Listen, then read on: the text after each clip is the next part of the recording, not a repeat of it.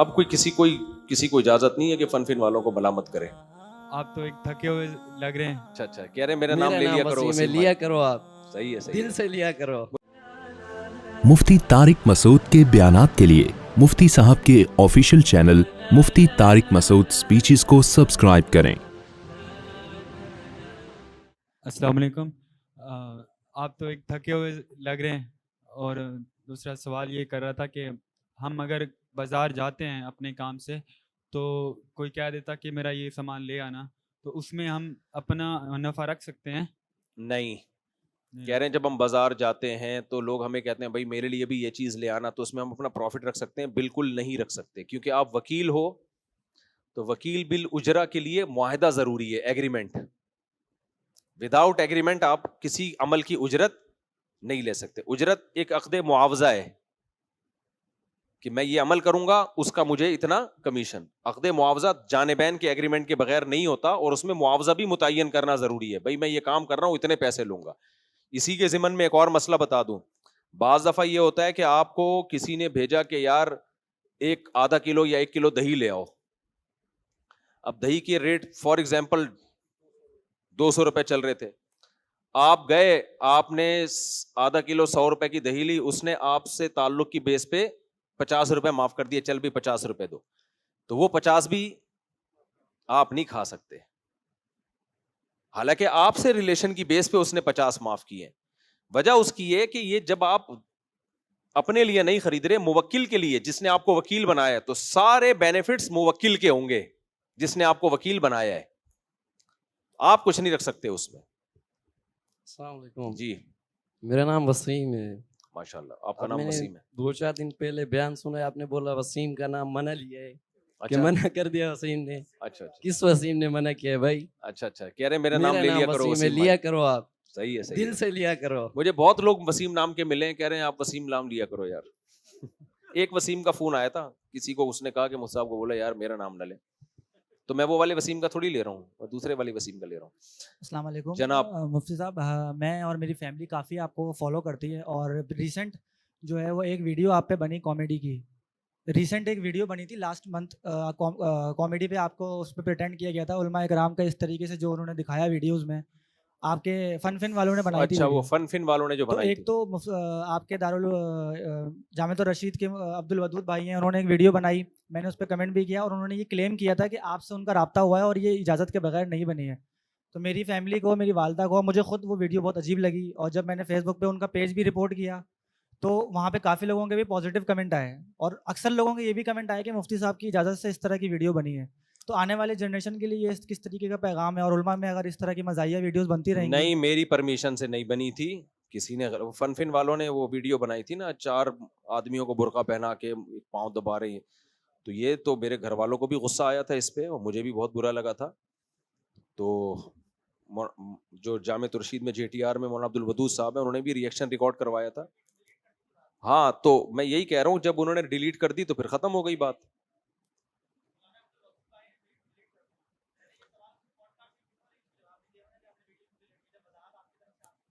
میری طرف سے وضاحت یہ آ چکی ہے, یہ میں کر رہا ہوں کہ میری پرمیشن کے بغیر بنی ہے. وہ کوئی بھی آدمی نہیں چاہے گا کہ گھر کی چیزوں کو, چاہے وہ فیک اس میں ہی کیا جائے.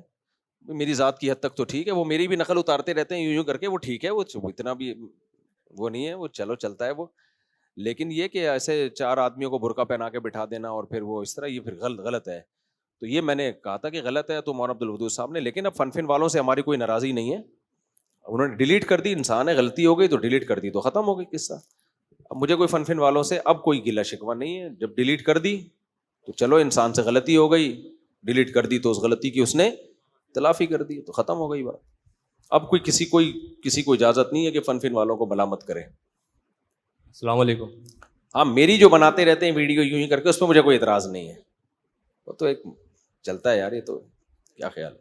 جی مفتی صاحب, سوال یہ پوچھنا تھا کہ وضو کے بارے میں, کہ اگر جلدی میں ہو یا گھر میں پانی کی کمی ہو تو کیا جو وضو کے فرائض ہیں صرف وہ ادا کر کے وضو, ہاں پانی کی کمی ہے یا کوئی بہت اسپیڈ میں ہے تو وضو کے فرائض ادا کر لیں, لیکن اس سے کتنی اسپیڈ فرق پڑ جائے گا کلی کرنے اور ناک میں پانی ڈالنے میں. سنت موقت ہے کلی کرنا, ناک میں پانی ڈالنا نا. پانی کی کمی ہو تو ایک الگ بات ہے. اور دوسرا سوال یہ کہ سورہ رحمان کی روزانہ تلاوت کرنے کے کیا فضائل ہیں؟ کچھ اس کے سورہ رحمان کے روزانہ تلاوت کرنے کی اسپیسیفک کوئی فضیلت تو میری نظر سے نہیں گزری، لیکن بار بار آپ جب یہ آیت پڑھتے ہیں فَبِأَيِّ آلَاءِ رَبِّكُمَا تُكَذِّبَانِ، تو اللہ کی نعمتوں کا ایک استحضار ہوتا ہے، نعمتوں کی طرف توجہ ہوتی ہے، تو اگر کسی کو اللہ توفیق دے تو پڑھ لینی چاہیے روزانہ۔ السلام علیکم مفتی صاحب، میرا سوال یہ ہے کہ قسطوں پہ سامان لینا کیسا ہے؟ کیونکہ 100 روپے کی سامان میں نے وہ 50% لیتے ہیں۔ قسطوں پہ سامان لینا جائز ہے بشرطے کہ اسی وقت قیمت طے ہو جائے۔ یہ بولے بھائی 100 روپے کا کیش قسطوں پہ 150 کا، تو اسی وقت قیمت طے کر دیں کہ 150 والی قیمت پہ یا 100 والی، جو ہو گئی طے اس میں اب کمی بیشی نہیں ہوگی۔ جی السلام علیکم۔ وعلیکم السلام۔ مفتی صاحب، سوال یہ ہے کہ قرآن پاک کی سورت بنا وضو کے پڑھنا جائز ہے یا ناجائز؟ ہاں، قرآن بغیر وضو کے بھی پڑھ سکتے ہیں، ہاتھ نہیں لگا سکتے بغیر وضو کے۔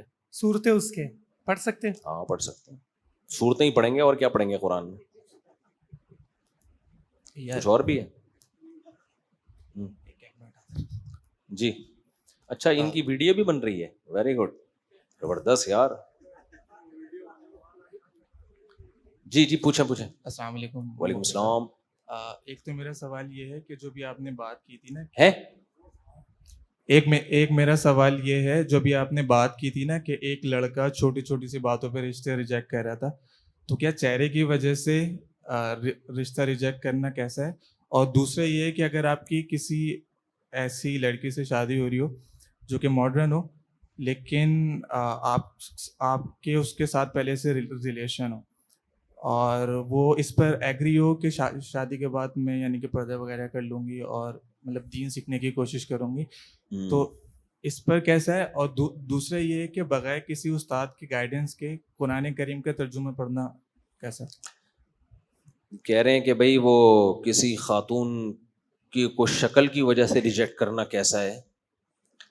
دیکھو، شکل کی وجہ سے ریجیکٹ کرنا جائز ہے، لیکن سب سے پہلے دین کو ترجیح دینی چاہیے، حدیث میں آتا ہے شکل بعد کی چیز ہے۔ ایک خوبصورت ہے دیندار نہیں ہے، ایک دیندار ہے خوبصورت نہیں ہے، تو پھر ترجیح کس کو دو گے؟ دیندار کو۔ یہ خوبصورتی کی ٹھڑک جو ہے نا تھوڑے دنوں میں ختم ہوتی ہے، جب بچے پیدا ہوتے بگڑنا شروع ہوتے ہیں۔ ہاں، دیندار بھی ہے خوبصورت بھی ہے، اور ایک دیندار ہے خوبصورت نہیں ہے، تو چلو بھائی وہاں دینداری بھی مل رہی ہے خوبصورتی بھی مل رہی ہے، تو پھر خوبصورتی کی بیس پہ ترجیح دے دو۔ تو سب سے پہلے دین کو رکھو، اس کے بعد خوبصورتی یہ ساری چیزیں اس کے بعد کی چیزیں۔ تو دین کے ترجیح دینے کے بعد اگر کوئی خوبصورت نہ ہونے کی بیس پہ ریجیکٹ کر دیتا ہے تو ٹھیک ہے، لیکن اس میں بھی ایک لمٹ ہونی چاہیے۔ کچھ لوگوں کا ایسا معیار ہوتا ہے، اپنے آپ کو کبھی شیشے میں غور سے دیکھا نہیں ہوتا انہوں نے۔ ہمارے ایک جاننے والے تھے، ان کی شادی ہوئی، لڑکا تھا، تو اس کے احساس کمتری میں چلا گیا، جب دلہن کو دیکھا نا تو بار بار کہ میری بیوی تو خوبصورت نہیں ہے۔ تو ہمارے استاذ واقعہ سنا رہے تھے، کہتے ہیں اس کو میں نے کہا کہ تو نے کبھی اپنے آپ کو شیشے میں دیکھا ہے؟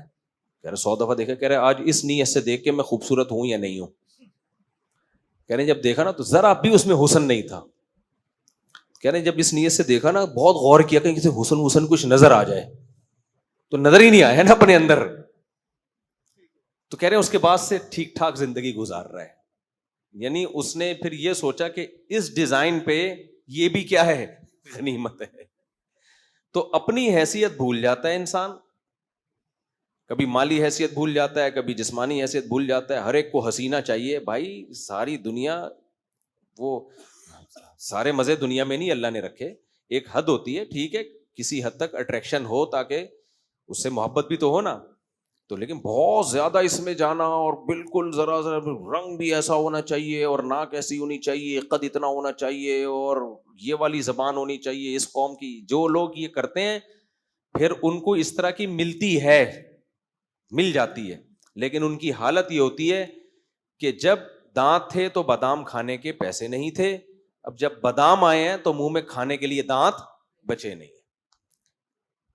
تو مل تو گئی حسینہ، لیکن خود اب اتنی عمر ہو گئی ہے کہ اب وہ بڑھاپے کی طرف جانا شروع ہو گئے، بچے بڑھاپے میں پیدا ہو رہے ہیں، تو ہر چیز کی ایک حد ہوتی ہے یار، مل جائے اٹریکشن لگے تو بس اللہ کا نام لے کے کر لو۔